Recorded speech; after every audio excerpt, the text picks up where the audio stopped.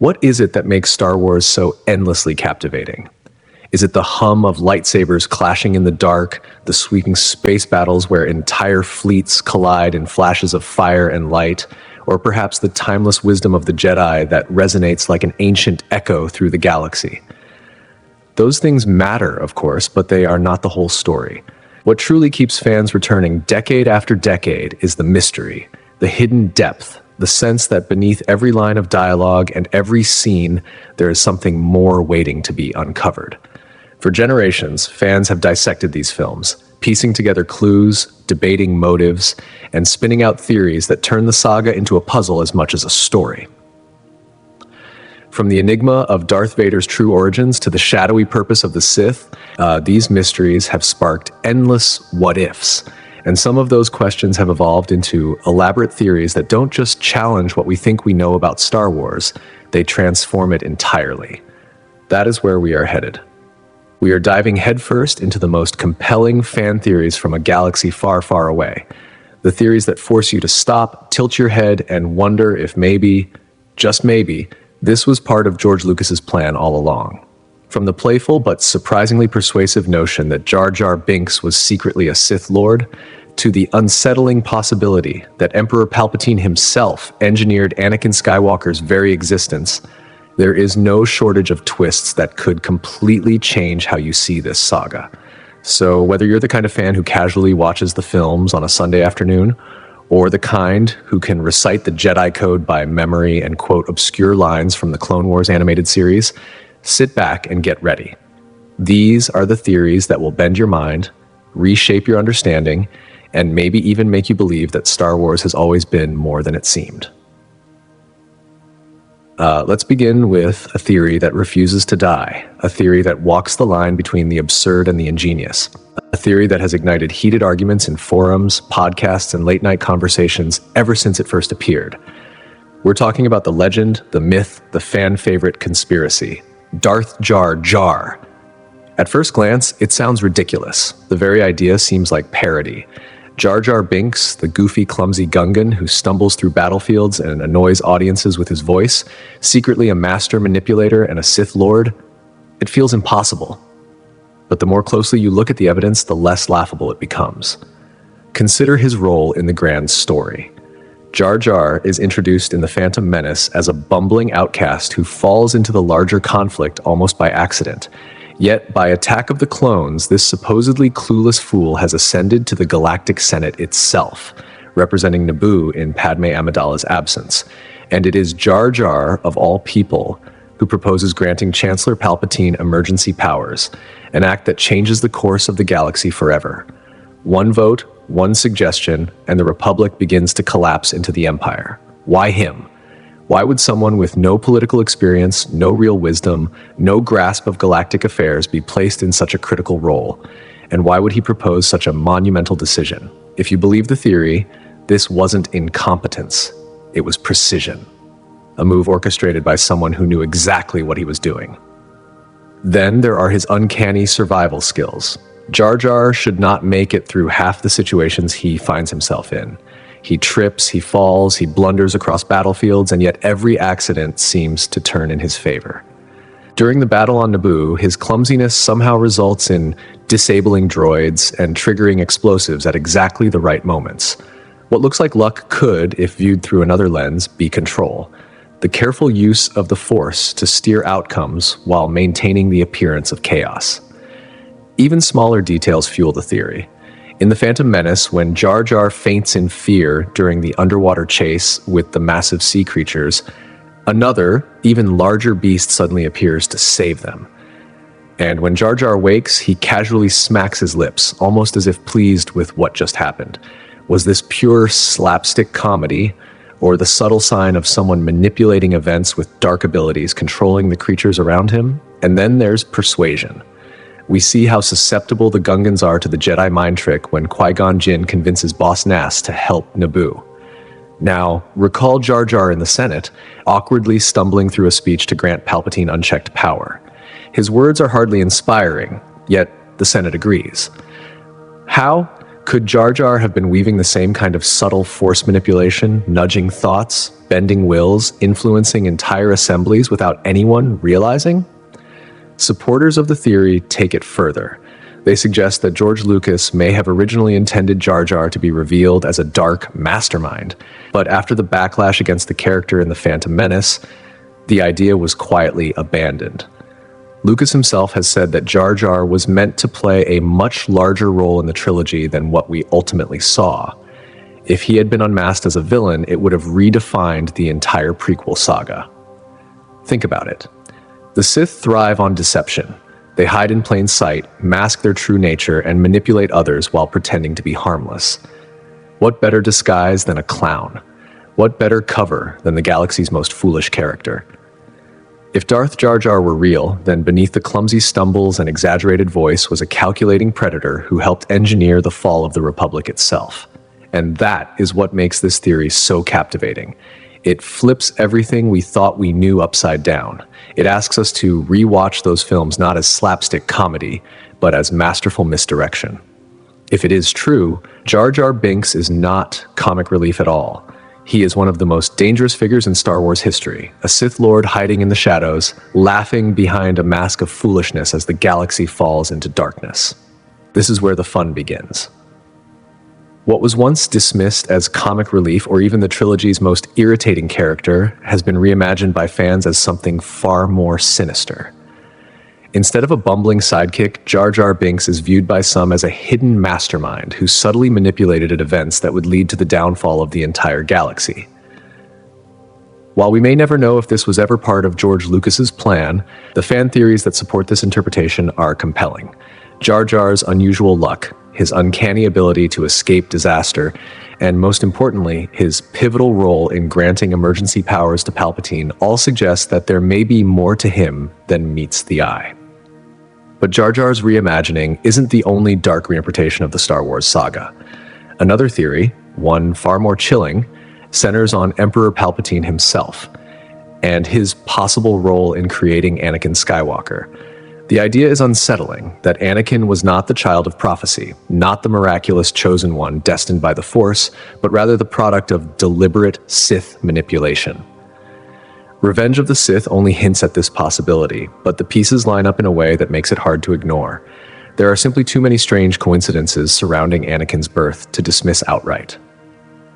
The foundation for this theory lies in the story Palpatine tells Anakin during their quiet exchange at the Opera House.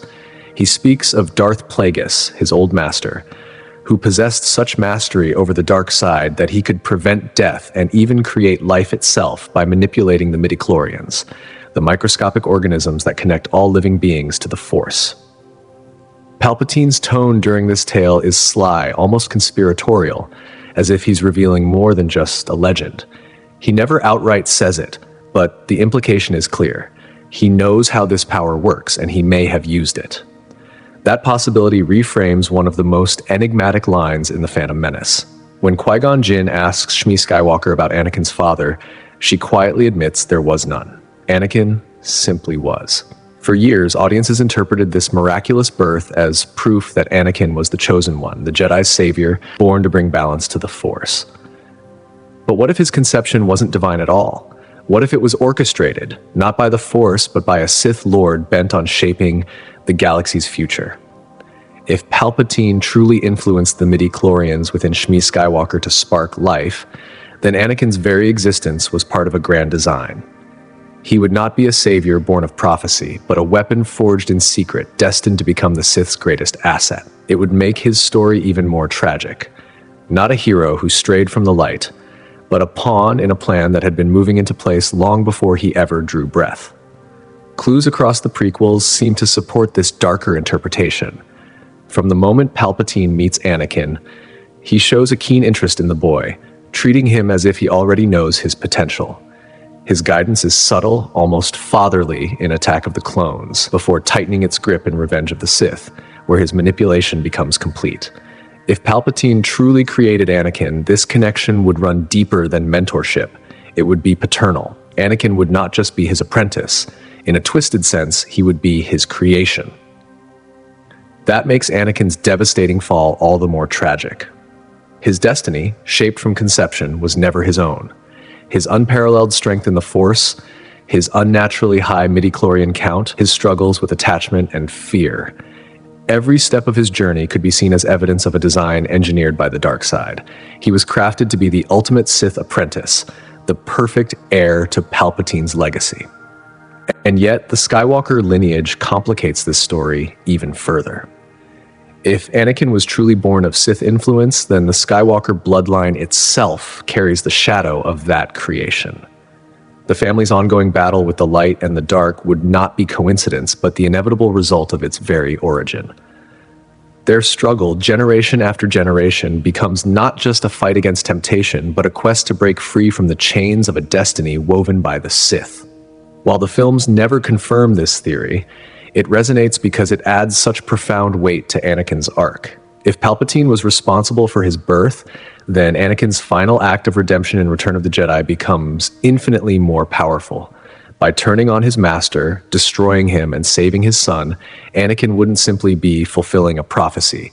He would be rejecting the dark design that had defined his entire existence.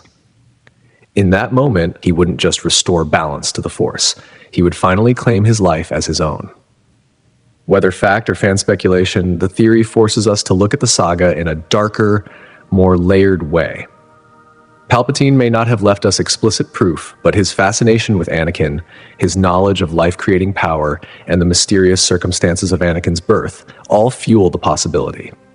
And it's that possibility, the idea that Anakin Skywalker may have been the child of the Sith rather than the child of prophecy, that continues to haunt fans and keep this theory alive.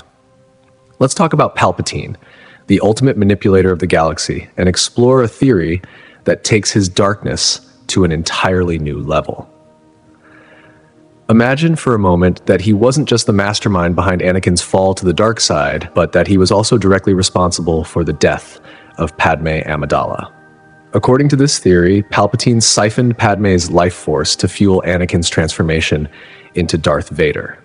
If that's true, it paints a chilling picture. Not only is Palpatine the architect of Anakin's corruption, he's also the driving force behind the tragic end of Anakin's greatest love. In Revenge of the Sith, Padme's death arrives suddenly, almost mysteriously. One moment, she's strong, vibrant, and perfectly healthy, carrying twins through the chaos of a galaxy in collapse. The next, after giving birth to Luke and Leia, she's gone. The medical droids tell us she lost the will to live. But think about that for a second. This is Padme Amidala, a fearless senator, a warrior for peace, a woman who endured unimaginable stress and danger throughout the Clone Wars. How could someone like her simply give up, especially when she has 2 newborn children to live for? For many fans, the official explanation has always felt incomplete, almost too convenient. Enter the theory. Palpatine, master of all things dark and twisted, may have played a direct, active role in her death. This idea suggests that in his final, desperate push to forge Anakin into Darth Vader, he drained Padme's life force and transferred it to her husband. In other words, her strength, her very essence, was used to resurrect Anakin as the Sith Lord. It's the ultimate act of dark side manipulation, a horrifying link between Padme's death and Anakin's rebirth. Picture this: Anakin, broken and burning on the molten lava banks of Mustafar, barely clinging to life. Palpatine arrives just in time, the calculated savior, and oversees the excruciating process of turning Anakin into Darth Vader. Meanwhile, back on Coruscant, or perhaps even simultaneously on Mustafar, Padme is struggling for her own life. It's almost as if her vitality is being siphoned away to keep him alive, ensuring that Palpatine's new weapon survives. Her body fades while his rises, a cruel testament to the Sith's mastery over life and death. This theory isn't as far-fetched as it might seem. The Star Wars universe is full of examples of dark side techniques that manipulate life force. In the expanded universe, Darth Nihilus could literally consume life itself to sustain his power. In Revenge of the Sith, Palpatine's own tale of Darth Plagueis hints at the Sith's ability to control life and death, to preserve or destroy as they see fit. So it's not a stretch to imagine that, driven by obsession and desperation, Palpatine would sacrifice Padme to secure Anakin's survival. The implications are staggering.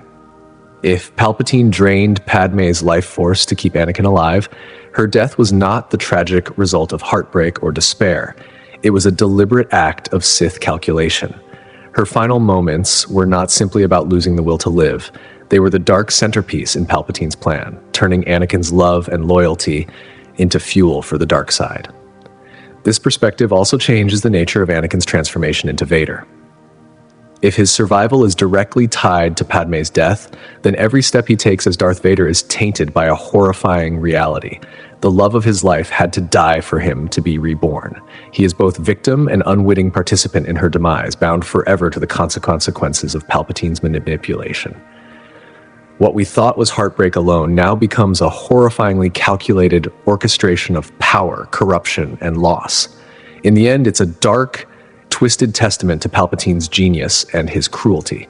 Not only did he corrupt a Jedi, but he weaponized the very essence of love, life, and hope itself to create a monster. If this theory is true, then Padmé's death and Anakin's rebirth are forever inseparable, linked by the cold, unrelenting grip of the Sith. It's the ultimate twist of dark side irony. Anakin Skywalker, driven by a desperate, obsessive need to save Padmé, ends up playing a role in her death without ever realizing it. His tragic journey, his frantic attempts to protect her, are all overshadowed by the cruel timing of her passing. But there's more to this story than just timing. Fans have long noticed subtle details in the film that hint at a far darker truth. One striking moment comes when Palpatine delivers the news of Padmé's death. There's something chilling in the way he watches Anakin react. It's not just a moment of information, it's a test. Palpatine seems to savor the raw pain, almost as if he's measuring how much Anakin's heartbreak can be twisted to deepen his attachment to the dark side. Some fans have taken this idea a step further, proposing that Palpatine didn't just manipulate Anakin's emotions, he may have orchestrated Padmé's death itself. Think about it. If Palpatine had a hand in draining her life force to sustain Vader, it would be a move perfectly in line with his ruthless, calculating nature.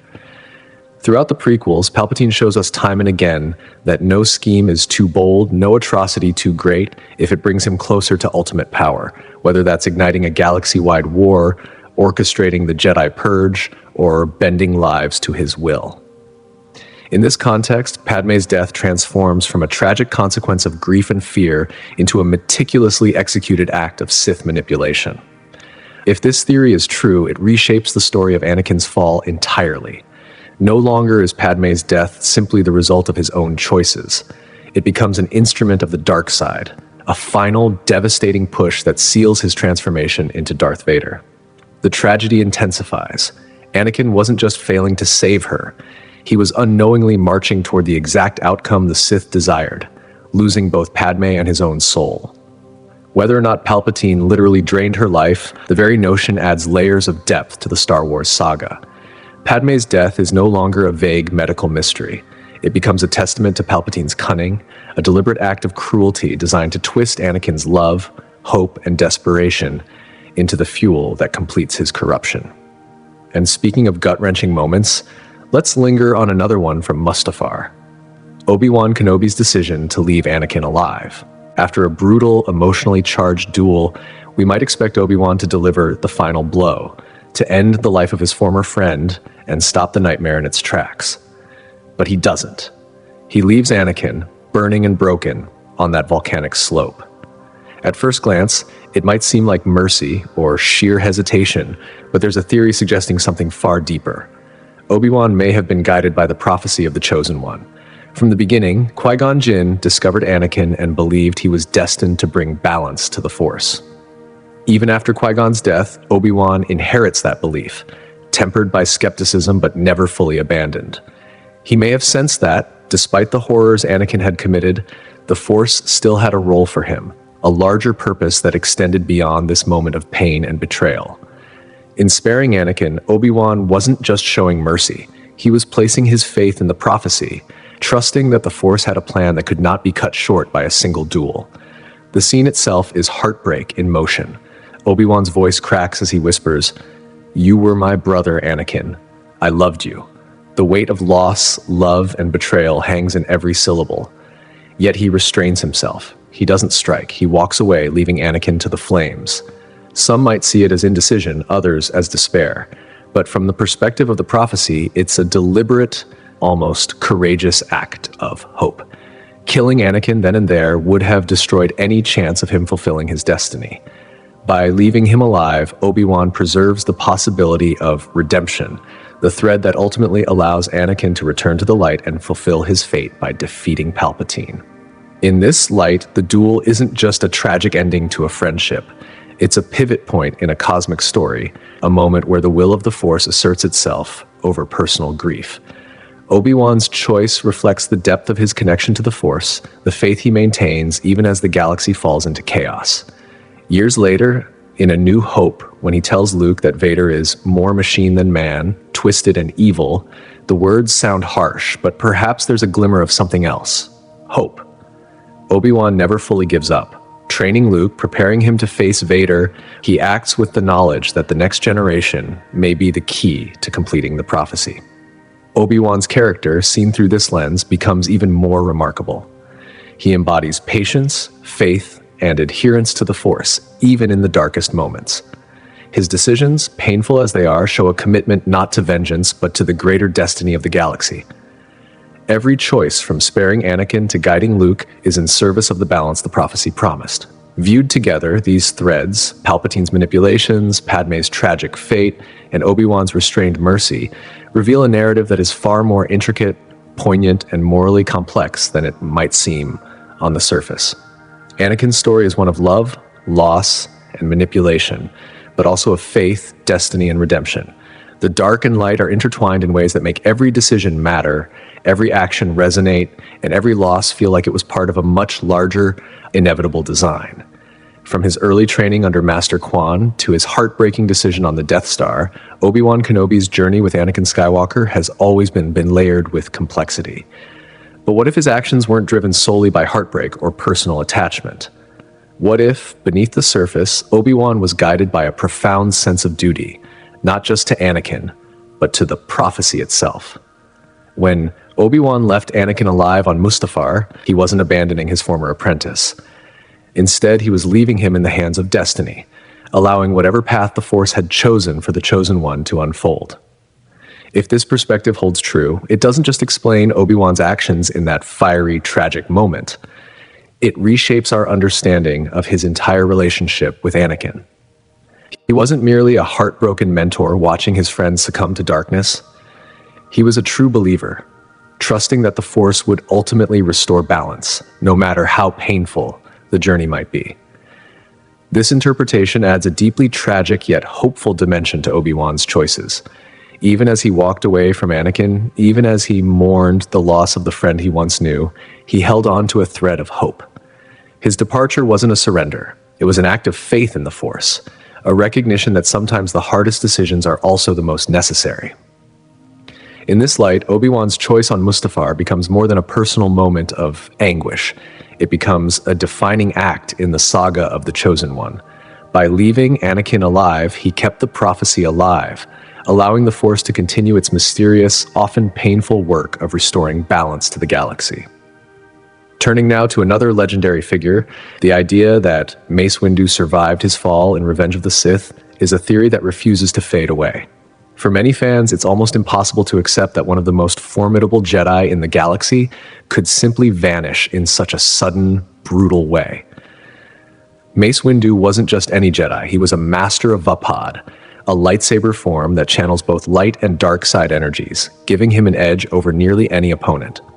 He wielded a purple blade and fought with unmatched skill, facing the galaxy's most dangerous threats head-on. So the question remains, could he have survived that seemingly fatal plunge? Let's set the scene. It's the night of Order 66. Mace Windu, alongside 3 other Jedi Masters, confronts Palpatine in his office, intending to arrest the Sith Lord. The confrontation quickly escalates into a violent duel, and one by one, the other Masters fall. Mace stands alone, proving himself more than a match for Palpatine. For a fleeting moment, it seems as if victory could be within his grasp, but then Anakin intervenes. He severs Windu's hand, leaving him vulnerable to Palpatine's devastating Force lightning. Windu is hurled out of the window, plummeting toward what appears to be certain death. Yet, despite the apparent finality of that fall, there's reason to believe he could have survived. Jedi have survived far worse. Luke Skywalker tumbled into a chasm on Hoth, only to use the Force to slow his descent and land safely. Palpatine himself fell down the Death Star's reactor shaft in Return of the Jedi, only to return in the sequel trilogy. Even Darth Maul, cut in half by Obi-Wan, returned to wreak havoc years later. If these Force-sensitive warriors could survive such near-impossible odds, why not Mace Windu? Windu's mastery of Vapad gave him not just combat superiority, but a unique attunement to the Force, allowing him to channel both light and dark energies simultaneously. It's entirely plausible that he could have slowed his fall, cushioned his landing, or redirected his trajectory to safety. Beyond his skills, Windu's willpower cannot be underestimated. He was one of the most determined and resolute Jedi of his era, a warrior who faced down Palpatine without flinching. If anyone could survive such an ordeal, it was him. Adding fuel to the speculation, Samuel L. Jackson, who brought Mace Windu to life on screen, has repeatedly stated that he believes the character survived. Jackson has even expressed interest in reprising the role in future stories, giving this theory an extra layer of credibility. Imagine the possibilities: a scarred, battle-worn Windu navigating a galaxy dominated by the Empire, a Jedi in exile, haunted by failure but fueled by determination.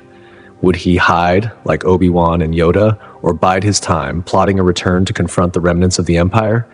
Windu's survival would open up extraordinary narrative possibilities. Picture a reunion or confrontation with other surviving Jedi, or even a showdown with Darth Vader himself. Two titanic figures, each scarred by the galaxy's turmoil, facing each other with stakes that extend beyond mere physical combat. Windu, driven by redemption and the desire to correct his past mistakes, versus Vader, the embodiment of the dark path Windu had fought so hard to prevent.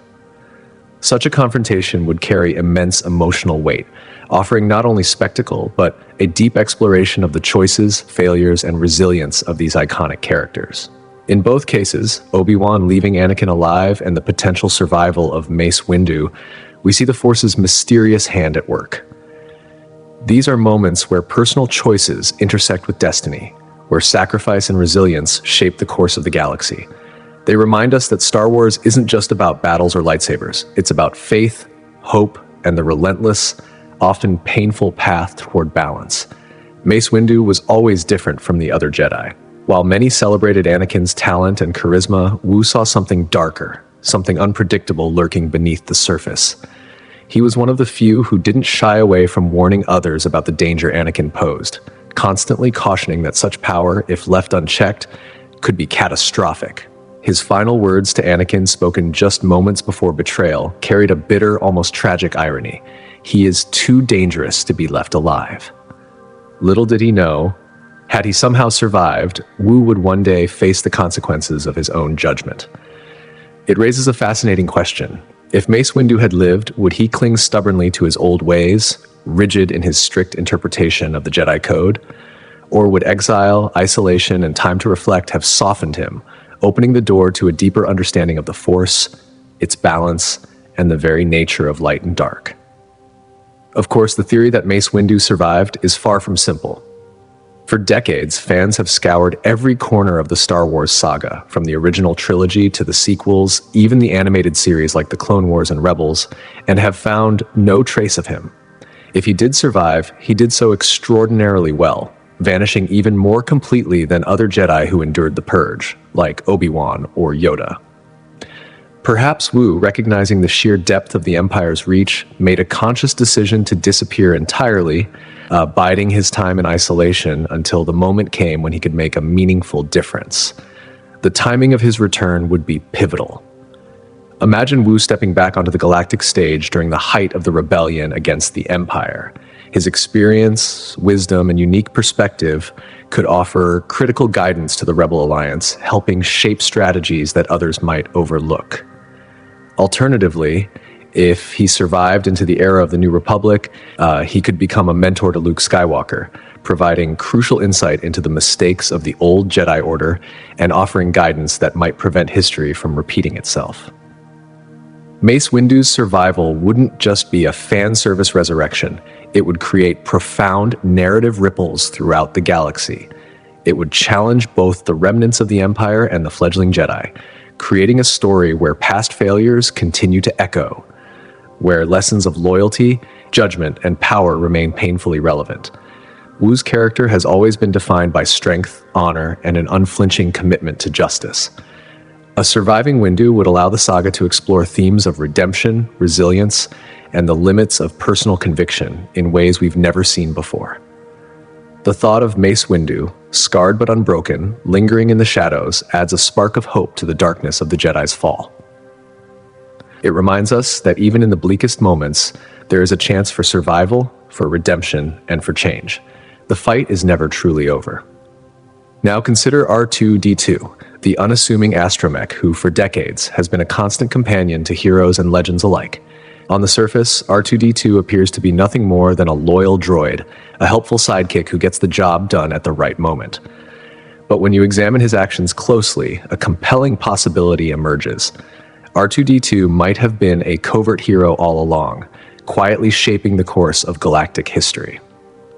From his very first appearance in The Phantom Menace, R2 demonstrates extraordinary capability. He survives Queen Amidala's perilous escape through the Trade Federation blockade, a feat that would have overwhelmed any ordinary droid. While others are destroyed or disabled, R2 repairs the ship's shields under heavy fire, ensuring their survival and laying the foundation for Anakin's journey to the Jedi path. Right from the beginning, R2 seems to be operating with purpose, appearing at the critical moments where fate hangs in the balance. By the time of Revenge of the Sith, R2-D2's actions take on a more strategic dimension. Whether sabotaging droid forces, providing cover for Anakin and Obi-Wan, or hacking into key systems, he repeatedly demonstrates intelligence and foresight that go beyond mere programming. When Anakin and Obi-Wan infiltrate General Grievous's ship, it is R2 who engineers the diversion that allows their mission to succeed. Every move seems deliberate, almost as if R2 understands the stakes on a level no other droid could. One of the most compelling clues supporting this theory lies in R2's memory, or more specifically, his lack of a memory wipe. Unlike C-3PO, whose mind is reset at the end of the Clone Wars, R2 retains all his experiences, all the knowledge of the Jedi, the War, and the rise of the Empire. He carries the full history of galactic events into the original trilogy, giving him a unique perspective and the ability to make informed decisions that shape outcomes. This continuity opens the door to a thrilling possibility. R2-D2 may have been a secret agent of the rebellion from the very beginning. Imagine him quietly relaying intelligence, nudging key figures, and orchestrating events behind the scenes, all while maintaining the guise of a simple, endearing droid. By the time he delivers the Death Star plans in A New Hope, it becomes clear that R2 is far from ordinary. He stubbornly resists capture, maneuvers to Obi-Wan's location, and even manipulates Luke into freeing him, ensuring the mission continues without interference. R2's contributions extend beyond mere delivery. On Yavin 4, he helps the rebels analyze the Death Star's vulnerabilities, ultimately leading to the identification of the thermal exhaust port and the station's destruction. Each act, each calculation, each intervention paints a picture of a droid who is not just present at history's turning points, but actively shaping them. A quiet hero whose influence is felt across the entire saga. R2-D2, like Mace Windu in survival theories, reminds us that heroism doesn't always wear a recognizable face. Sometimes it comes in the smallest forms, the quietest interventions, and the ones who watch, wait, and act precisely when it matters most. Throughout the Battle of Yavin, R2-D2 proves he is far more than just Luke Skywalker's trusty co-pilot. While Luke maneuvers his X-Wing through the chaos of the Death Star trench, it is R2 who quietly ensures everything is functioning perfectly, actively keeping the starfighter operational and giving Luke the very best chance at survival. It's almost as if this small, unassuming droid has been preparing for this moment his entire existence. Every twist, beep, and whir of R2's mechanisms carries purpose, suggesting that he isn't just reacting to events. He's fulfilling a mission he has been working toward for years. Thinking of R2 as a hidden hero reshapes the way we perceive many of his actions throughout the original trilogy. In The Empire Strikes Back, for instance, R2's quick thinking proves indispensable time and again. Whether he's repairing the Millennium Falcon's hyperdrive under extreme pressure or providing critical technical support to Luke on Dagobah, R2 demonstrates ingenuity, intelligence, and bravery that far surpass the expectations for an ordinary astromech droid. And in Return of the Jedi, R2's heroics continue in even more striking fashion. He becomes an integral part of the daring mission to rescue Han Solo from Jabba the Hutt, cleverly concealing Luke's lightsaber until the precise moment it is needed. His strategic positioning on the sail barge hints at something more profound. R2 isn't merely following orders, he is actively orchestrating parts of the plan. What makes this theory so compelling is R2-D2's remarkable autonomy. Unlike many other droids in the Star Wars universe, who are largely subservient and constrained by programming, R2 demonstrates independent thought, making decisions that affect the larger narrative. He bypasses Imperial systems, accesses restricted information, and communicates directly with key rebel leaders. All of these actions suggest that R2 is far more than a tool. He is a covert agent, quietly influencing the outcome of galactic events. R2's relationships with key characters further reinforce this theory. Figures like Leia, Luke, and even Obi-Wan Kenobi trust him implicitly.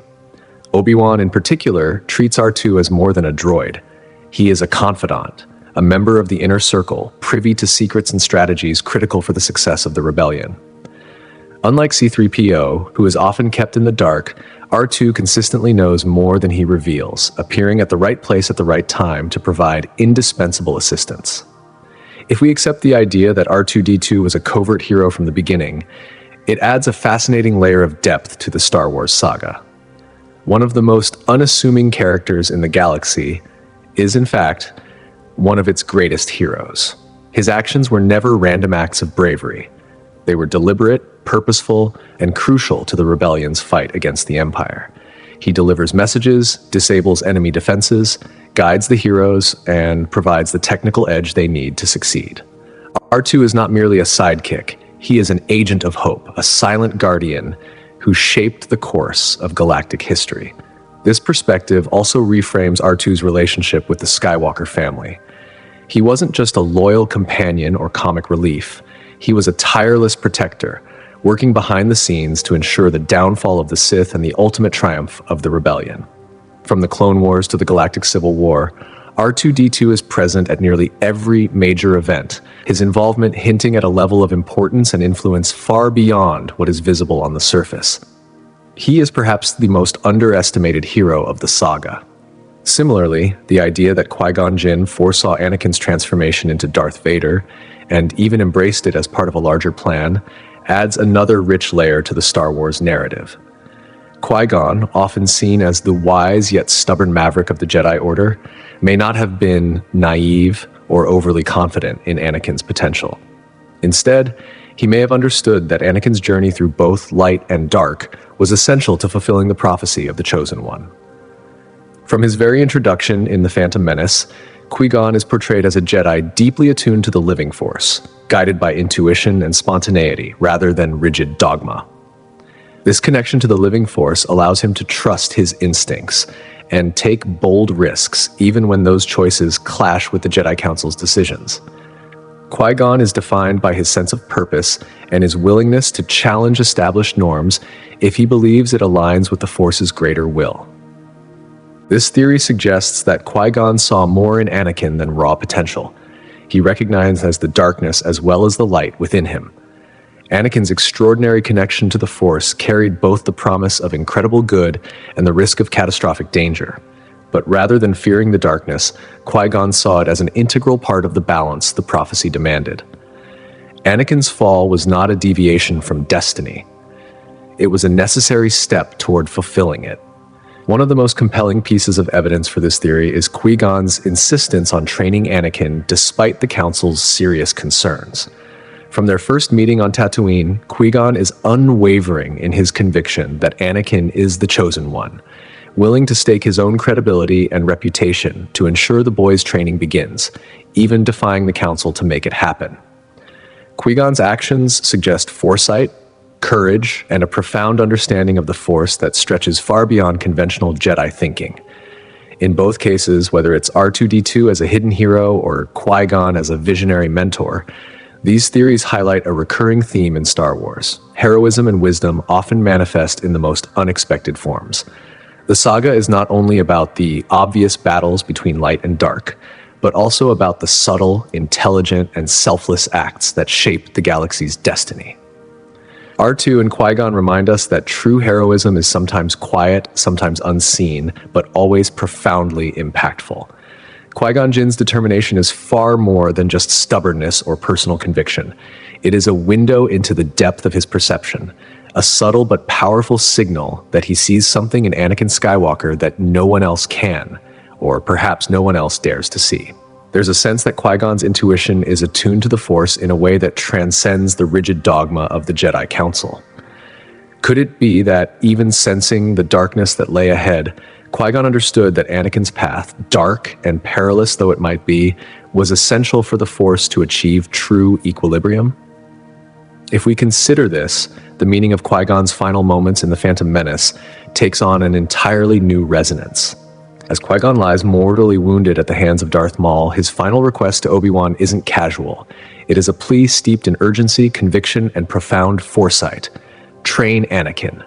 This is no mere suggestion from a dying man. It is a mission, a directive informed by a vision of the bigger picture. If Qui-Gon truly perceived that Anakin's fall was not simply inevitable but necessary, his insistence on the boy's training transforms from a potential misjudgment into a strategic maneuver, almost tragically brilliant. He wasn't simply honoring prophecy, he was setting in motion a chain of events that could fulfill it, even if that path demanded the rise of Darth Vader. Qui-Gon's approach to the Force was unorthodox, even heretical by Jedi standards. Where the Council feared and suppressed the dark side, Qui-Gon seemed to recognize it as an integral component of the Force's natural balance. He wasn't blinded by rules or fear. Instead, he saw potential where others saw risk, and possibility where others saw only danger. His willingness to embrace that uncertainty, to take the gamble on Anakin despite the shadow he sensed within him, speaks to a kind of wisdom that looks beyond the immediate consequences. Viewing Qui-Gon through this lens recasts him entirely. He is no longer a Jedi who made a tragic error. He becomes a master strategist, a visionary who comprehended the grand currents of destiny and the cyclical nature of the Force. He foresaw that the fall of the Jedi, the rise of the Sith, even Anakin's descent into darkness, were not merely accidents. They were all part of the Force's intricate design. His actions then were about more than saving the galaxy in the short term. They were about shepherding it toward a state of ultimate balance, a balance that could only emerge through the coexistence of light and dark. This perspective also transforms our understanding of Anakin's journey. It shifts the narrative from a simple tragedy of lost potential to a story of necessary transformation.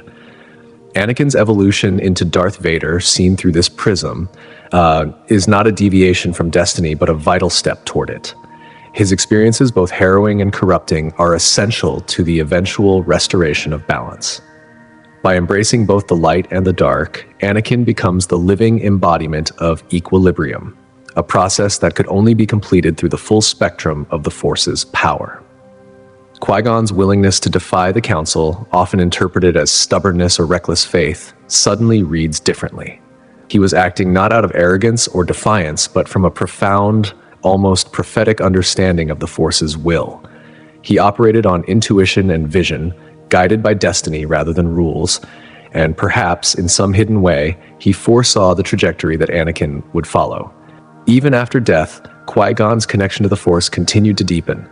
As revealed in the Clone Wars, he learned to retain consciousness beyond death, becoming one of the first Jedi to achieve this extraordinary state. From this perspective, it's possible that Qui-Gon continued to subtly guide events from the other side, influencing figures like Yoda and Obi-Wan, shaping the circumstances that would allow Luke Skywalker to ultimately redeem Anakin. The irony is profound. The very Jedi who set Anakin's path in motion was the one who understood, perhaps better than anyone, the darkness that path would entail. Yet, this is precisely what makes Qui-Gon's vision compelling. He didn't seek to avoid the darkness, he accepted it as a necessary force in the larger journey toward balance. This interpretation adds layers of tragedy and heroism to Qui-Gon's story. He was more than a mentor, more than a Jedi who believed in the prophecy. He was a visionary who grasped the full tapestry of the Force, understanding that balance requires both creation and destruction, light and shadow, hope and loss. His decision to champion Anakin was not a mistake. It was a deliberate, calculated act informed by insight, foresight, and unwavering faith in the Force's design. Seen in this light, Qui-Gon Jinn transforms from a maverick Jedi into a prophet of the Force, a figure whose life and choices were guided by a vision of destiny that transcended personal attachment, fear, and conventional wisdom. His story becomes one of sacrifice, wisdom, and profound courage, revealing a Jedi who not only believed in the Chosen One, but in the necessity of walking through darkness to find the light. Count Dooku's belief that he was the Chosen One opens up a fascinating layer of depth to his character, transforming him from a straightforward villain into a tragic figure driven by conviction. His turn to the dark side wasn't merely about seeking power or lashing out at the Jedi. It reads more like the story of a man who truly believed he was destined to bring balance to the Force, only to be ensnared by Darth Sidious and undone by his own ambitions. Dooku's journey from Jedi Master to Sith Lord is one of the most intriguing character arcs in the Star Wars saga. He begins as a noble idealist, disillusioned by the complacency of the Jedi Order and the corruption of the Republic. Unlike Anakin, whose fall is propelled by fear and personal loss, Dooku's descent appears deliberate, almost philosophical. He genuinely desires change, but his methods grow increasingly ruthless. In this light, imagining that Dooku saw himself as the Chosen One casts him as a self-styled savior rather than a conventional villain. To understand this perspective, it helps to examine Dooku's disillusionment with the Jedi. He was not only immensely powerful, but also highly intelligent, admired for his refined demeanor and unwavering commitment to justice. Yet, as the Republic became mired in corruption and the Jedi Order rigid and cautious, Dooku began to question their effectiveness. He came to see the Order as passive, failing to confront the rising darkness threatening the galaxy. His decision to leave the Jedi stemmed from a belief that they were no longer capable of restoring balance. The prophecy of the Chosen One, traditionally understood as someone who would destroy the Sith, may have been interpreted differently by Dooku. He could have believed that balance required dismantling the flawed institutions that allowed corruption to thrive, including the Jedi themselves. Within this framework, his alliance with Darth Sidious can be seen not as a moral failing, but as a strategic choice, a means to an end. Dooku wasn't merely seduced by the dark side. He believed he was following the path necessary to fulfill his destiny. Evidence of this interpretation appears in Dooku's leadership of the Separatist movement. While often portrayed as a pawn of Sidious, Dooku's role suggests deeper intentions. He didn't see himself as serving the Sith. He saw himself as a revolutionary, willing to challenge a corrupt republic to restore balance. His willingness to shoulder immense risk and navigate complex moral compromises underscores that he believed his actions were justified. He wasn't pursuing power for its own sake. He aimed to reshape the galaxy according to his vision of equilibrium. Dooku's interactions with other characters further hint at his conviction in his own destiny. In Attack of the Clones, he attempts to recruit Obi-Wan Kenobi by exposing Sidious's control over the Senate and the Republic's corruption. While this could be interpreted as manipulation, there's a genuine sincerity in his words. He truly believed the Jedi were blind to the truth and that only he had the clarity to act. Seeking to unite a Jedi like Obi-Wan with his cause aligns with the notion of him seeing himself as the Chosen One, hoping to combine the light and dark sides in pursuit of balance. Even in combat, Dooku's belief in balance is evident. His elegance and restraint as a Sith distinguish him from others consumed by rage. Mastery of Makashi, a lightsaber form focused on precision and control, reflects his disciplined approach to power. Against opponents such as Yoda or Anakin, Dooku's composure and measured technique suggest a warrior who sees himself as an agent of balance rather than mere destruction. If Dooku truly believed he was the Chosen One, his fall becomes all the more tragic. It shifts from a story of betrayal into a tale of misguided conviction, a man whose sincere belief in his own destiny ultimately leads him into the darkness he sought to control. Dooku's unwavering belief in his own destiny left him vulnerable in ways he may not have fully realized. Sidious, with his cunning and manipulative nature, could have easily exploited Dooku's conviction, bending his sense of purpose to serve darker, hidden agendas. In this light, Dooku's death at the hands of Anakin in Revenge of the Sith transcends a simple clash of rivals. It becomes a deeply symbolic moment, the passing of the Chosen One mantle. Dooku, who once truly believed he was destined to restore balance to the galaxy, is struck down by the real Chosen One, completing the cycle the prophecy had set into motion. The notion that Dooku saw himself as the Chosen One raises profound questions about the prophecy itself. If someone as perceptive as Dooku could misinterpret it so thoroughly, it suggests that the prophecy's meaning has always been fluid, open to personal interpretation. This ambiguity, coupled with the Jedi Order's rigid and often dogmatic reading of it, may have sown the seeds for the downfall of both Jedi and Sith. In this sense, Dooku's story serves as a cautionary tale about the dangers of hubris, the peril of imposing one's own vision of balance on the galaxy without truly understanding the forces at play. While this theory may not carry the sweeping narrative implications of other Star Wars theories, like the idea that Palpatine orchestrated Anakin's birth, or that Qui-Gon foresaw his fall, it enriches our understanding of Dooku as a character. It frames him not simply as a power-hungry villain, but as a man driven by a genuine, if misguided, belief that he was fulfilling a higher destiny. His journey was never solely about acquiring power. It was about what he sincerely believed was his role as a savior of the galaxy. This perspective sheds new light on his actions throughout the prequel trilogy.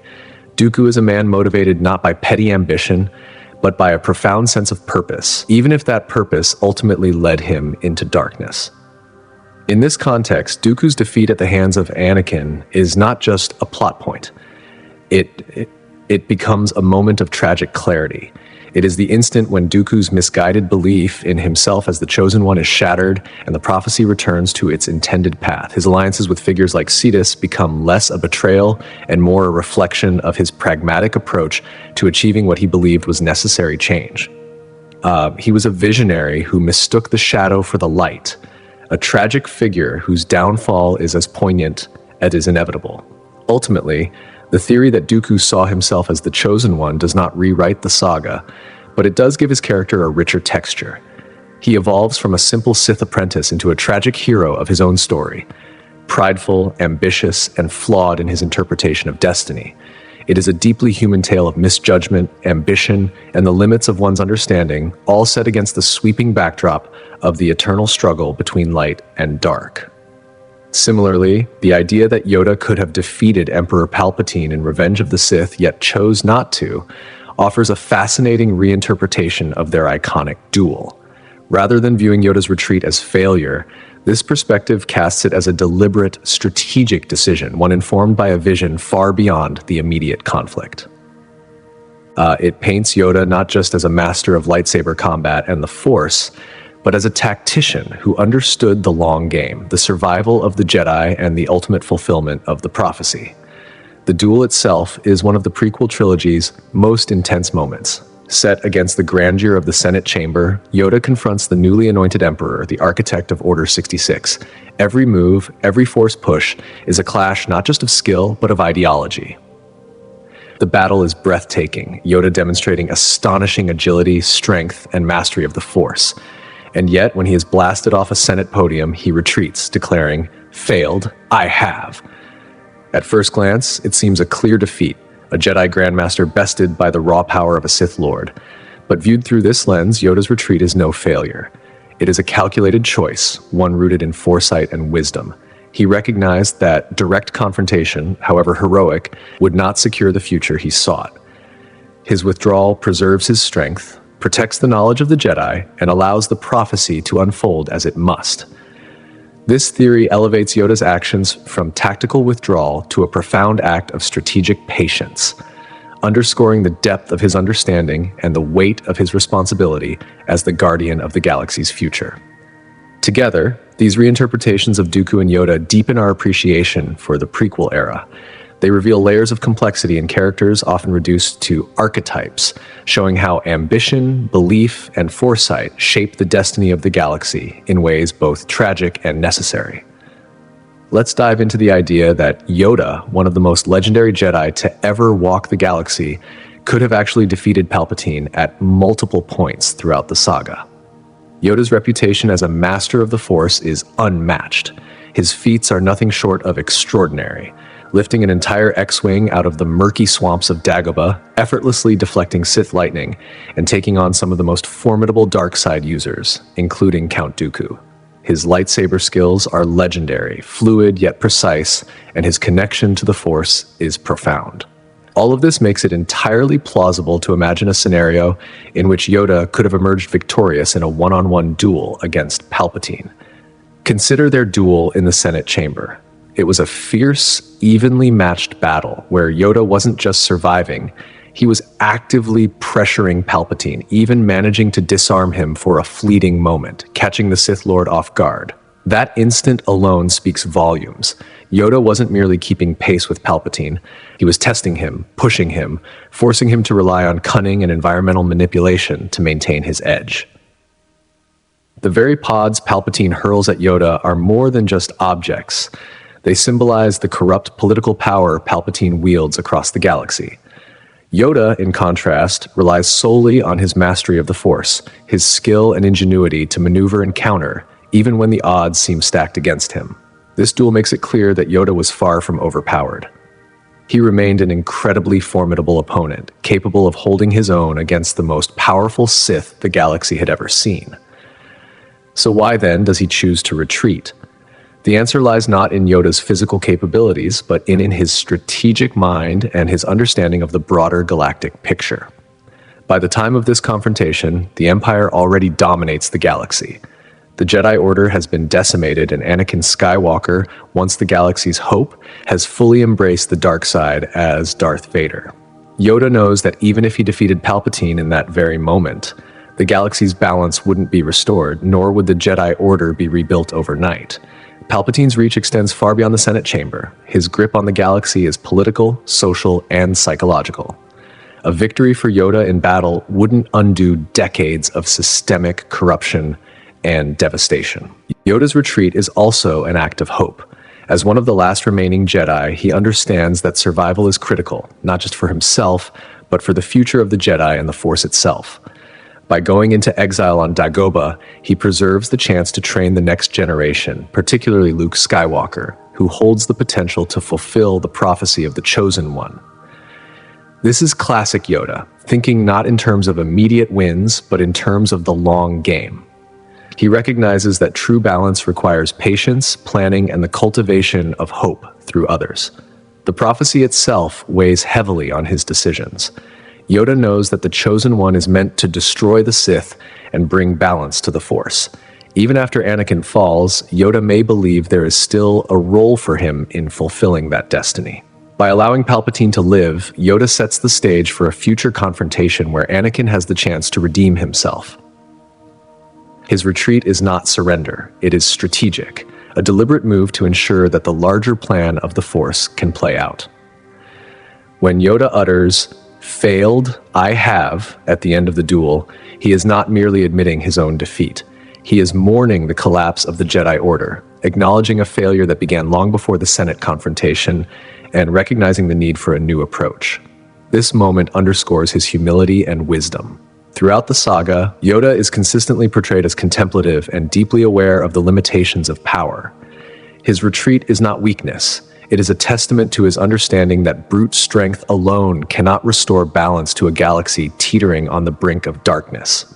This perspective transforms the duel into something far richer.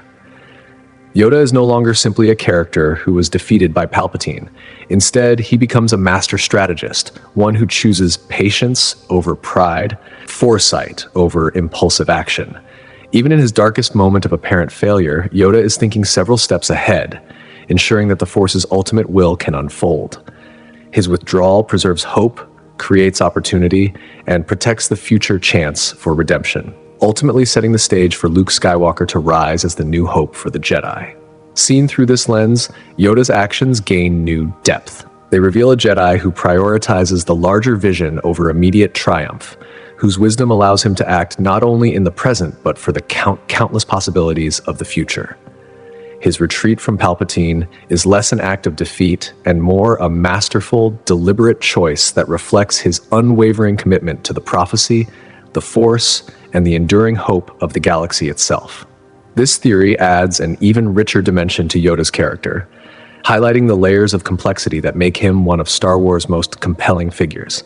It reinforces his role as the wise elder, the sage who knows not only when to strike, but also when restraint serves a greater purpose. This perspective doesn't rewrite the overall Star Wars narrative. Rather, it deepens our understanding of Yoda's choices, showing the sacrifices he made for the sake of balance.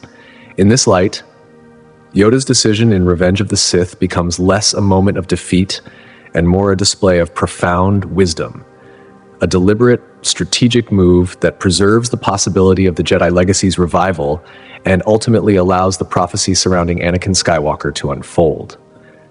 Shifting focus, the theory that Anakin Skywalker subconsciously used the Force to influence Padme Amidala throughout their relationship introduces a subtle yet fascinating layer to their dynamic. It suggests that Anakin's connection to the Force extended far beyond combat prowess or extraordinary feats. It seeped into the emotional and psychological realm, shaping the experiences of those closest to him. Unlike other theories that hinge on overt actions, this one explores nuance. It implies that Anakin's intense emotions, his love, his fear, his obsession, may have unconsciously affected Padme's feelings, nudged her decisions, and perhaps even influenced the tragic trajectory of her fate. To fully grasp this, we need to revisit how the Force operates in the Star Wars universe. The Force is not merely a tool for telekinesis or lightsaber mastery. It is a mystical energy binding all living things, linking their minds, emotions, and destinies. Those strong in the Force can influence the thoughts and feelings of others, sometimes intentionally, but often without even realizing it. Jedi training emphasizes emotional discipline precisely because attachments can inadvertently cause such subtle manipulations. Anakin, however, is a study in contrasts. One of the most powerful Force users the galaxy has ever seen, he is also among the least disciplined. Unlike the Jedi Masters who have learned to temper their emotions, Anakin wears his heart on his sleeve. He is propelled by passion, fear, and an overwhelming desire for control, traits that render him vulnerable to the dark side and in turn make subconscious Force influence plausible. From the very beginning, Anakin's attachment to Padme is immediate. In The Phantom Menace, he is still a child, yet a profound bond begins to form, driven by his desperate need for connection and security. His years of loneliness as a slave, compounded by warnings from his mother about the dangers of separation, set the stage for an attachment that is intense and unyielding. The Force, responding to his deep yearning, may already have been laying invisible threads between him and Padme, threads that would only strengthen over time. By the events of Attack of the Clones, Anakin's feelings for Padme have blossomed into an all-consuming obsession. His declarations of love are fiery, almost possessive, and he is haunted by visions of her and preoccupied by thoughts of her demise. While this could easily be written off as youthful infatuation, the theory invites a deeper reading. Could Anakin's emotional volatility have subtly influenced Padme's own feelings? She begins hesitant, aware of the dangers inherent in a Jedi-Senator romance, but gradually she yields. The theory suggests that Anakin's subconscious use of the Force may have nudged her emotions, amplifying the attraction that might already have existed and tipping the balance in his favor. Consider the pivotal moment on Naboo, their secret kiss. Padme initially pulls back, citing duty and the prohibitions surrounding Jedi love, yet she is drawn back to him again and again. The theory proposes that Anakin's Force sensitivity, guided by his intense emotions, may have blurred the line between her genuine desires and the subtle emotional amplification created by the Force. This isn't mind control, it's a delicate, subconscious intensification of feelings, echoing the way the Force can heighten awareness and emotional resonance in other contexts, such as battle. In Revenge of the Sith, the dynamic darkens. Anakin's love becomes possessive, desperate, overshadowed by prophetic visions of Padme's death. His fear of losing her becomes an all-consuming force, dragging him inexorably toward the dark side. During this period, the theory suggests his subconscious influence grows stronger, fueled by his fear and growing darkness. As Anakin's inner turmoil escalates, so too might his unintended manipulation of Padme, adding yet another layer of tragedy and complexity to their intertwined fates. This interpretation doesn't alter the Star Wars story. It illuminates it. It enriches our understanding of Yoda, of Anakin, and of the Force itself, showing us that heroism, love, and tragedy in this galaxy are rarely straightforward, often shaped by invisible currents beyond conscious control. Padme's behavior in Revenge of the Sith raises questions that go far beyond what we see on the surface. Questions that line up closely with a fascinating theory about the subtle ways the Force can influence those around its most powerful users. Even as Anakin grows increasingly unstable and unpredictable, Padme remains by his side. She is fully aware of his past, the brutal actions he took against the Tusken Raiders in Attack of the Clones, and though these actions disturb her, she never walks away. In Revenge of the Sith, her commitment to Anakin is unwavering, even as his descent into darkness accelerates. This theory suggests that her steadfast love may not have been entirely natural. Instead, it proposes that Anakin's subconscious use of the Force could have created an invisible tether between them, subtly binding Padme to him, even as his behavior became more dangerous. It's a perspective that casts a new light on the final, most tragic moments of Revenge of the Sith. Padme's death has always been a point of contention for fans. The medical droids claim she dies simply because she loses the will to live, a conclusion that has never felt entirely satisfying given her strength and resilience. This theory offers a haunting explanation. Anakin's subconscious Force influence, combined with his turn to the dark side, may have quietly drained her life force. Just as Palpatine is theorized to have siphoned energy from Padme to strengthen Darth Vader, Anakin's internal turmoil and his desperate need to control her fate might have weakened her, unintentionally leading to the very outcome he feared most. If this theory holds, it adds a tragic, almost Shakespearean layer to their love story.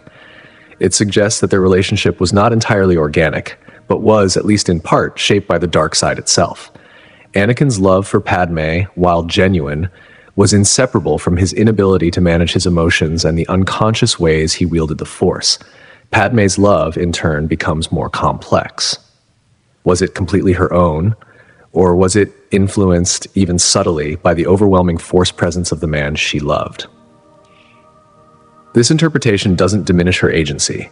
Instead, it highlights the emotional and psychological complexity of loving someone as powerful and as dangerously conflicted as Anakin. Beyond the personal, this theory touches on one of the central themes of Star Wars, the perils of unchecked power and attachment. Anakin's inability to control his emotions is a cautionary tale about the potential consequences of Force sensitivity without discipline. Jedi teachings about attachment are not merely about romance. They are about recognizing the capacity for Force users to inadvertently impose their will on others, even when their intentions are sincere. This theory, subtle rather than sensational, deepens our understanding of the saga's emotional and psychological layers. It paints Anakin not just as a victim of the dark side, but as someone who unknowingly becomes a manipulator, and it adds a tragic weight to Padme's character, suggesting that her unwavering love may have been shaped by forces beyond her control. In this light, the Force emerges not only as a source of power, but as a force capable of shaping destinies, emotions, and relationships in ways that are often invisible, yet profoundly impactful. Anakin's story, then, is not only one of power and betrayal, but also of the unintended consequences of love when wielded by someone with unimaginable potential. Turning to another aspect of the dark side, there is a theory surrounding the Sith and the Rule of Two that offers a practical, almost strategic perspective on their survival. Rather than simply being a method for consolidating power, the Rule of Two may have been created to prevent the dark side from consuming itself entirely. It's a lens that sheds light on the internal dynamics of the Sith, revealing how a faction defined by ambition, betrayal, and the relentless pursuit of power could survive for centuries. To understand this theory, we first need to recall what the Rule of Two actually is. Established by Darth Bane roughly 1,000 years before The Phantom Menace, the Rule of Two dictates that there should only ever be two Sith at any given time: a master, who embodies power, and an apprentice who craves it. Ostensibly, this rule ensures secrecy and minimizes exposure to the Jedi. But according to this theory, its purpose runs deeper. The Rule of Two may have been a deliberate attempt to curb the inherently destructive tendencies of the dark side. Sith, by their very nature, are fueled by ambition, hatred, fear, and anger. These emotions generate a constant struggle for dominance. Before the Rule of Two, the Sith often operated in larger groups, with multiple lords vying for supremacy. This inevitably led to infighting, apprentices overthrowing masters, rivals assassinating one another, and chaos consuming the very practitioners of the dark side. By limiting the Sith to just two, Bane's rule concentrated power while simultaneously restraining self-destructive conflict. It allowed the Sith to survive not merely as a political or military force, but as a species of dark practitioners capable of passing their teachings down through controlled succession. In essence, the Rule of Two was both a tool of survival and a masterstroke of cunning, a way for a faction built on betrayal and ambition to endure without devouring itself. In both these cases, the hidden influence of Anakin over Padme and the structural genius of the Sith's Rule of Two, we see a recurring pattern in Star Wars. Power is rarely straightforward. Whether in love or in the pursuit of dominance, it carries consequences that ripple beyond the immediate, often in ways that are unseen until it is far too late. The Sith's greatest weakness was not a lack of strength, but an inability to maintain unity, a flaw that left them vulnerable both to internal collapse and to defeat at the hands of the Jedi. This vulnerability became painfully clear to Darth Bane, the architect of the Rule of Two, who observed the near-total annihilation of the Sith during the climactic battles of the Sith-Jedi War. From this devastation, Bane recognized a harsh truth. The dark side, by its very nature, drives its followers towards self-destruction. Without careful control, the Sith were destined to tear themselves apart from within. Bane's response was revolutionary. The Rule of Two was far more than a practical measure to rebuild the Sith in secrecy. It was a profound reform designed to secure the long-term survival of the dark side itself. By limiting the Sith to just two, the Master and the Apprentice, Bane imposed a framework that transformed raw ambition and treachery into a focused, controlled force. In this system, power could be honed and preserved rather than squandered in endless internal conflict. Under the Rule of Two, the Master holds ultimate authority, embodying the pinnacle of Sith knowledge, strength, and experience. The Apprentice, meanwhile, is driven by the desire to surpass the Master, to prove themselves worthy of taking that power. This dynamic creates a cycle of ruthless evolution. When an apprentice becomes strong enough to challenge the Master, the cycle renews itself, ensuring that only the strongest survive and the dark side's power remains potent and unbroken. This interpretation of the Rule of Two adds unexpected depth to Sith philosophy. The Sith are often dismissed as mere power-hungry megalomaniacs, yet Bane's system suggests a capacity for strategy, self-reflection, and long-term planning. The Rule of Two is not retreat, it is adaptation, a sophisticated acknowledgement that the dark side's allure carries an inherent danger. Survival, in this context, is not merely about hiding from the Jedi. It is about protecting the Sith from themselves, curbing ambition before it destroys the very order it seeks to dominate. Consider the relationships within this framework. Palpatine and Darth Sidious, Palpatine and Darth Maul, later Palpatine and Darth Vader. In each case, the Rule of Two is evident. The Master maintains control, grooming the apprentice to be powerful, but not so powerful that they can prematurely upset the hierarchy. Betrayal is inevitable in the Sith, yet under this system, it is contained and controlled, allowing the Order to endure through centuries of covert operations and political manipulation. Even Palpatine's influence over Anakin Skywalker illustrates this principle. Anakin is drawn to the dark side not merely by lust for power, but because Palpatine nurtures and channels that desire, shaping it into a tool that serves the Sith's long-term strategy, rather than becoming a wild, uncontrollable force. The Rule of Two also reinforces the Sith's reliance on secrecy and deception. By limiting their numbers, the Sith can operate in the shadows, manipulating galactic events without drawing unwanted attention. Over the span of a millennium, this strategy allowed them to infiltrate the highest echelons of the Republic, deceiving the Jedi and gaining leverage far beyond their apparent strength. Viewed through this lens, the Sith emerge as disciplined strategists rather than impulsive, dark side fanatics. The rule of two is less a mere limitation of numbers and more a method of controlling ambition, an ambition that, if left unchecked, would inevitably consume them. It reflects a pragmatic understanding of the dark side. Its power is immense but unstable, and only through careful cultivation and structure can it endure. Philosophically, the rule of two mirrors the broader themes of Star Wars itself. Where the Jedi embrace balance, harmony, and collective unity, the Sith embrace chaos, but strive to impose order upon it through calculated hierarchy and disciplined succession. The conflict between Sith and Jedi is thus not simply light versus dark, but controlled power versus unrestrained chaos. The Sith recognize the destructive potential of the dark side and create a framework to harness it, shaping their raw energy into a sustainable, focused force. Seen in this way, the Sith are more than villains. They are survivors, adapting and evolving to overcome their own weaknesses. The rule of two becomes not just a power structure, but a survival strategy, a testament to the Sith's mastery over the Force, and, more remarkably, over themselves. Darth Bane did not merely rebuild the Sith, he reimagined what it meant to endure as a dark side order, transforming the Sith from chaotic destroyers into a disciplined, cunning force that could outlast generations of both enemies and themselves. The longevity of the Sith is not simply a story of secrecy or deception. It runs deeper than that, rooted in a willingness to confront their own flaws, learn from them, and adapt. Their infamous rule of two is more than a structural constraint.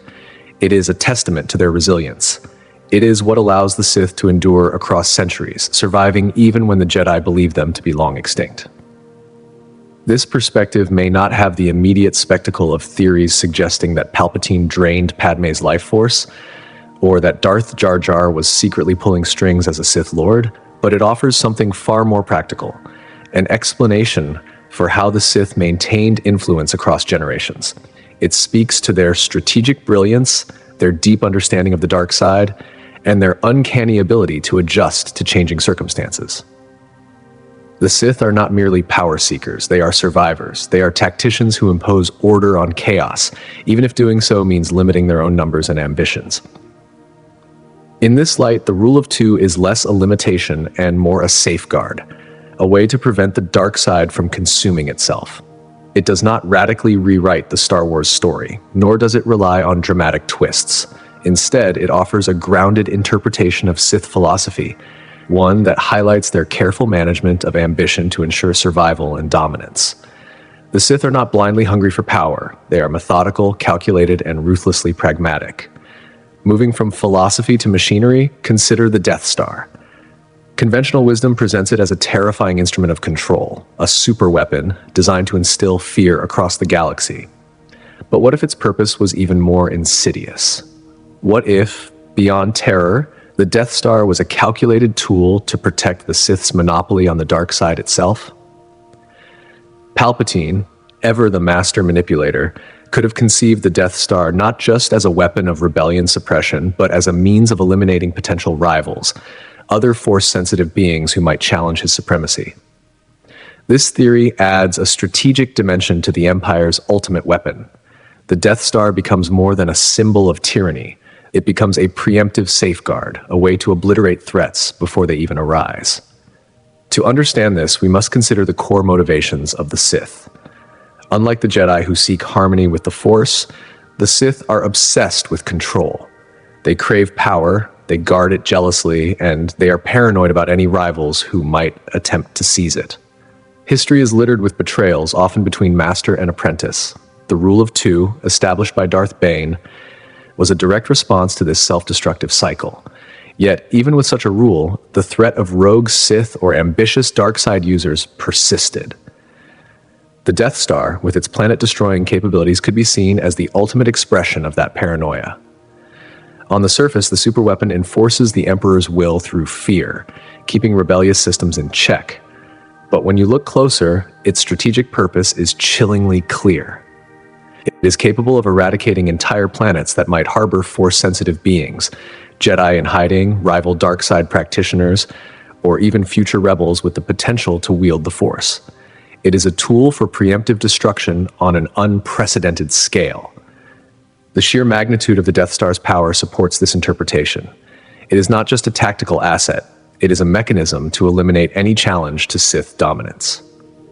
Palpatine, a master strategist and manipulator, would have recognized that the greatest threat did not come only from the Jedi, but also from ambition within his own ranks. Rogue Sith or independent dark side users could be just as dangerous as the light side.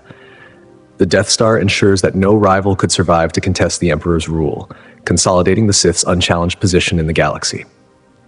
Even the choice of Kyber crystals in the Death Star's superlaser reinforces this chilling purpose.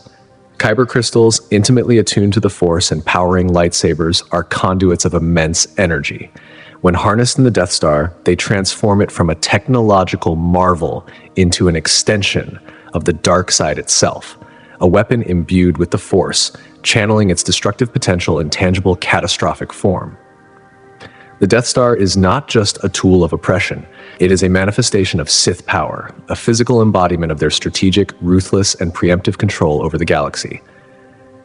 In the end, both the Rule of Two and the Death Star reveal the same truth.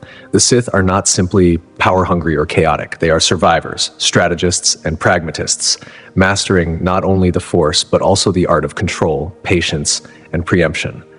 Their legacy is one of endurance, foresight, and the calculated application of fear, a dark genius that ensures their influence endures long after the Jedi believe them gone.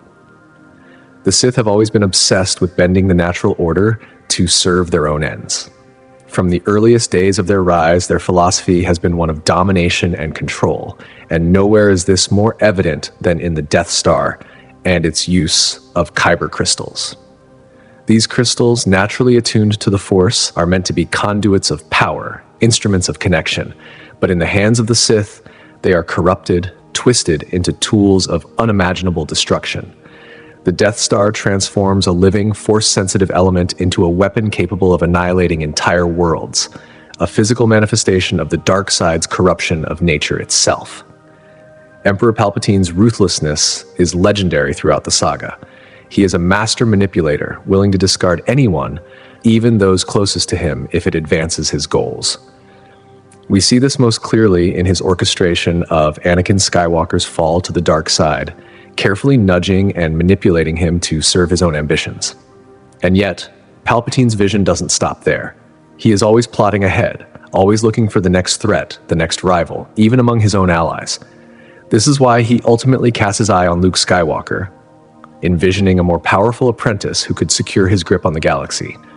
The Sith are never satisfied with mere power. Their obsession is absolute dominance, and they will eliminate anything or anyone that could jeopardize it. In this context, the Death Star is far more than a weapon designed to crush the rebellion. Its purpose is much deeper, more insidious. It is an instrument of absolute control, a means of ensuring that no potential threat, whether Jedi, Darkside user, or otherwise, can rise to challenge the Sith. The destruction of Alderaan in A New Hope is a chilling demonstration of this philosophy. On the surface, it serves as a warning to the rebellion, a display of the Empire's willingness to commit acts of terror to maintain order. But looking closer, it becomes something more sinister, a demonstration of the Empire's readiness to annihilate any concentration of Force-sensitive individuals, preemptively eliminating threats that could one day challenge their dominion. Alderaan's destruction is not just about fear. It is about control, about making clear that the Sith will stop at nothing to secure their power. The construction of the second Death Star in Return of the Jedi reinforces this perspective. The first Death Star may have been destroyed, but Palpatine sees this not as a deterrent, but as a minor setback. He orders an even larger, more powerful station, underscoring the idea that these super weapons are central to the Sith's long-term strategy. They are not mere tools of intimidation. They are the ultimate mechanism for eliminating all rivals, consolidating control, and asserting that no one, be they Jedi or Darkside practitioner, can ever rise to challenge the Empire. This theory also casts new light on the Empire's technological obsession with overwhelming destructive power. Their focus on massive superweapons is not just a military strategy, it is a reflection of the Sith mindset. The Empire's engineers, scientists, and strategists are extensions of Palpatine's own paranoia, working to create instruments capable of monopolizing the Force itself. The Death Star becomes a symbol not only of tyranny, but of the Sith's desire to suppress all competition, to ensure that the dark side remains unchallenged and uncontested. Framing the Death Star as a weapon against potential rivals adds a new layer of depth to the story. It is not just about ruling through fear, but about preemptive eradication, removing any possible threat before it has the chance to grow. In this light, the Sith are not only conquerors, they are predators, constantly vigilant against challenges, even from within their own ranks. Their fear of losing control drives them to acts of extreme violence, revealing the inherently self-destructive nature of the dark side. The Death Star, then, is more than a tool of mass destruction. It is a monument to paranoia, a tangible expression of the Sith's obsession with survival and dominance. Palpatine's designs on Luke Skywalker further illustrate this point. The Emperor is perpetually searching for a more powerful apprentice, someone who can continue the Sith legacy without becoming a threat themselves. The Death Star, in this sense, is not just a means of conquering the galaxy. It is a way of ensuring that only those who are subservient, loyal, and powerful enough to serve without challenging him remain. It is a mechanism for safeguarding the hierarchy of the dark side, a brutal and calculated strategy for maintaining unassailable control over the Force. Ultimately, this interpretation reframes the Death Star from a symbol of oppression into a calculated tool of survival and dominance. Its existence reflects the Sith's deepest fears, their constant vigilance against potential rivals, and their willingness to go to any lengths to protect their power, even if it means destroying entire planets or wiping out entire generations of Force-sensitive beings. It does not change the fundamental conflict between Sith and Jedi, but it enriches our understanding of Palpatine's strategic genius and the dark side's obsessive, self-perpetuating nature. The Death Star is not just a weapon of terror. It is a chilling, deliberate statement of the Sith philosophy. Absolute power requires absolute elimination of any who might dare to rival it. There's a fascinating theory in the Star Wars universe that offers a completely new take on one of the franchise's most infamous running jokes, the so-called terrible aim of the stormtroopers. For decades, fans have laughed at these Imperial soldiers, marveling at how they somehow never seem to hit the main characters. But what if it wasn't clumsiness or incompetence at all? What if those missed shots were intentional, part of a calculated strategy orchestrated by none other than Emperor Palpatine himself? If this theory is true, it transforms stormtroopers from seemingly hapless cannon fodder into highly disciplined soldiers, executing a covert plan designed to allow the rebellion to grow, to be tracked, and ultimately to justify the Empire's tightening grip on the galaxy. Let's take a closer look. One of the most striking examples comes from A New Hope.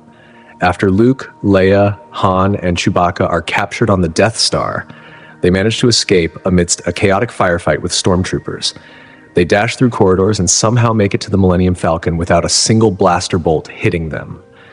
Leia even comments, suspiciously, "The Empire let us go."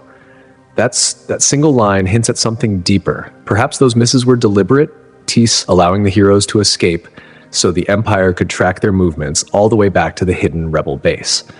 The question this raises is crucial. Were stormtroopers truly terrible shots, or were they following orders to miss at key moments? And the Death Star escape isn't an isolated incident. Throughout the original trilogy, stormtroopers consistently struggle against the main characters, even in close-quarter firefights. Yet, in larger-scale battles, like the assault on Echo Base and The Empire Strikes Back, they are methodical, effective, and disciplined, systematically pushing back rebel forces and securing strategic positions. Even in the opening scenes of A New Hope, when the stormtroopers board the Tantive 4, they display competence, quickly overtaking the ship and capturing Princess Leia. This contrast between their apparent incompetence in moments involving the heroes and their effectiveness in regular combat suggests that their accuracy isn't the problem. It's their strategy. When facing key rebel figures, perhaps their goal wasn't to eliminate them, but to allow certain events to unfold, all in service of a larger plan. And that plan points directly to Emperor Palpatine. Under his guidance, the Empire was all about control through calculated chaos. By allowing key members of the rebellion to survive, Palpatine could keep them visible as a threat, justifying military expansion, surveillance, and increasingly authoritarian measures.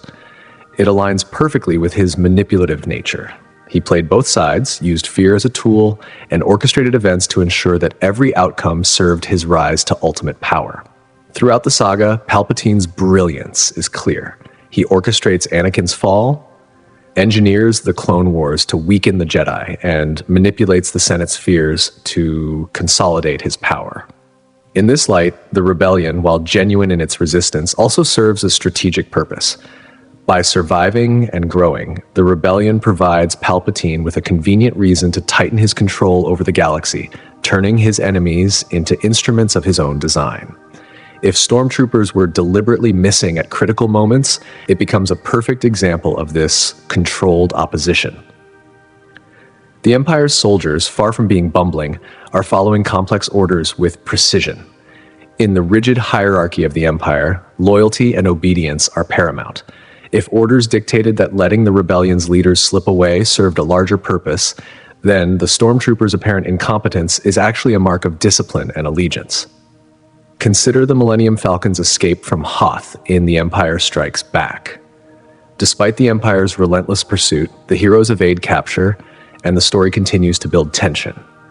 If Palpatine wanted the rebellion to feel emboldened, to gather its forces for a larger confrontation, then the stormtroopers' misses weren't failures. They were tools of strategy, enabling the Empire to set the stage for an eventual decisive strike.